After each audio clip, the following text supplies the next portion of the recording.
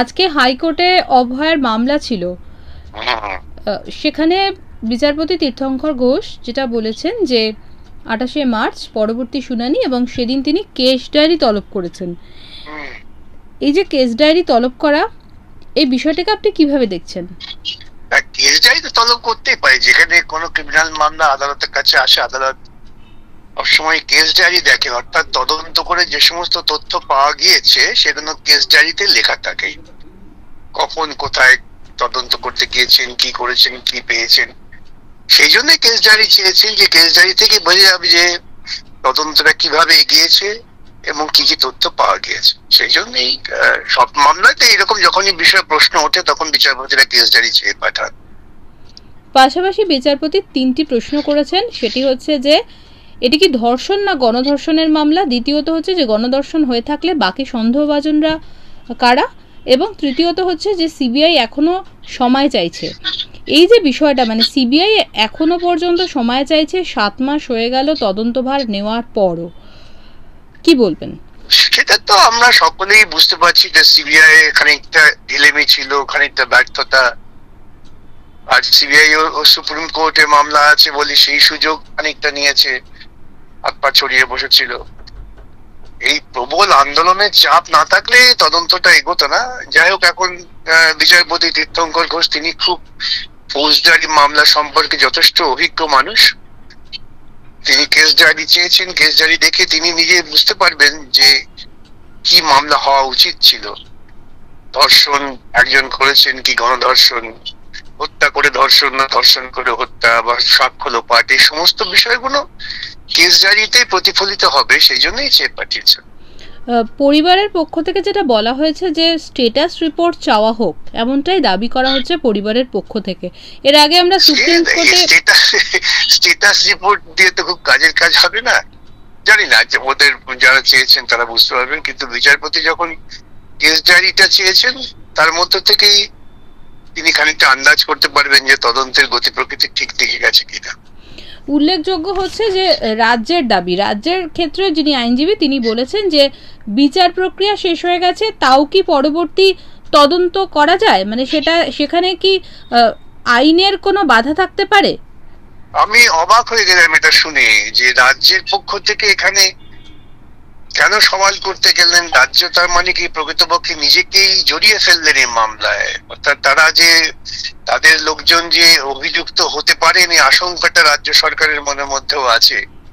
তা না হলে একটা ফৌজদারি মামলা, সেই মামলা তো শেষ হয়নি, মামলার তদন্ত তো চলছে বিভিন্ন মুখী। সেখানে রাজ্য সরকারের তরফ থেকে তাড়াতাড়ি একজনের সাজা হয়ে গেছে, তার মধ্য দিয়ে এই ব্যাপারটা নিষ্পত্তি হয়ে যাক, এই যে একটা প্রবণতা, এই প্রবণতা কিন্তু আমার কাছে তো প্রাথমিকভাবে মনে হয় যে রাজ্য সরকার নিশ্চিত যে তাদের কেউ না কেউ এই গন্ডগোলের সঙ্গে যুক্ত, তাদের বাঁচাতে হবে, তাই তারা এটা করলেন।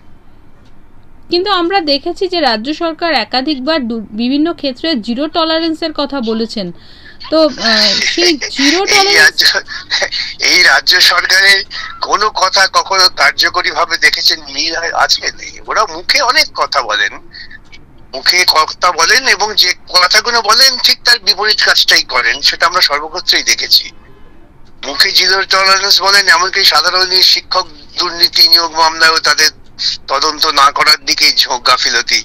বারে বারে বিচারপতিরা উষ্মা প্রকাশ করছেন, উষ্মা প্রকাশ করে ক্ষুব্ধ হয়ে সিবিআই এর হাতে দায়িত্ব দিয়ে দিচ্ছেন। পাশাপাশি রাজ্যের পক্ষ থেকে আরো একটা কথা বলা হয়েছে যে পরিবার বিশেষ আদালতে না গিয়ে হাইকোর্টে কেন আবেদন জানাচ্ছে, কি বলবেন এই বিষয় নিয়ে? এটা তো রাজ্যের কি আছে, আমি বুঝতে পারছি না। পরিবারের লোক আদালতে, হাইকোর্টে যাবে কি বিশেষ আদালতে যাবে, রাজ্যের মাথা ব্যথা কি? আমি আবারও বলতে বাধ্য হচ্ছি, এ থেকে প্রাথমিকভাবে মনে হচ্ছে যে রাজ্য সরকার তারা তাদের এই খুনের সঙ্গে যোগাযোগ আছে এইটা তারা আগে থেকে আশঙ্কা করে নিচ্ছেন, এবং তারা জানেন যে তাদের সঙ্গে ঘটনার যোগাযোগ আছে, তাই তদন্ত আর না হওয়াটাই বাঞ্ছনীয়, এটাই তারা ভাবছেন। তথ্য প্রমাণ লোপাট হয়ে যাওয়ার বিষয়টিও কিন্তু আজকের এই মামলার যে শুনানি চলছিল সেখানেও কিন্তু একটা প্রশ্ন উঠেছে। তো আগামী দিনে আপনার সাথে আগের দিন যখন আমরা কথা বলেছিলাম তখন আমরা বলেছিলাম যে এর ভবিষ্যৎ কি, কিন্তু আপনি সেখানে তথ্য প্রমাণ লোপাটের যে একটা অপরাধ সেটাকে উল্লেখ করেছিলেন। বটেই তো, তথ্য প্রমাণ যদি লোপাটের চেষ্টা হয়ে থাকে, এবং আমার ধারণা নিশ্চিত হয়েছে, তাহলে রাজ্য সরকার এই মামলায় নাক গলাতে গেল কেন? সেটা তো একটা অপরাধ, সেই অপরাধে সাজা পেতে হবে যারা তথ্য প্রমাণ লোপাট করেছেন। আজকে সিজিওতে পুনরায় চিকিৎসক এবং নার্সরা তারা আবার গেছেন এবং তারা সাপ্লিমেন্টারি চার্জশিট, যেটা নিয়ে বারবার কথা হচ্ছে, তার দাবি করেছেন এবং একাধিক অভিযুক্তকে তদন্তের আওতাধীন করার দাবি জানাচ্ছেন সিজিওতে। চিকিৎসক এবং নাগরিক সমাজের এই আন্দোলনের চাপটা বজায় রাখা উচিত আমি মনে করি। এই চাপটা থাকলেই তদন্তটা এগোবে। যেই মুহূর্তে আন্দোলনের গতিপথ শিথিল হয়ে যাবে, তদন্তকারীরা কিন্তু হাত পা গুটিয়ে বসে পড়বে। মাথায় রাখতে হবে যে সরকারি প্রশাসন তারা অনেক শক্তিশালী, আইন তাদের ওপর দায়িত্ব দিয়েছে, কিন্তু তারা সেই দায়িত্ব পালন করেন না সৎভাবে।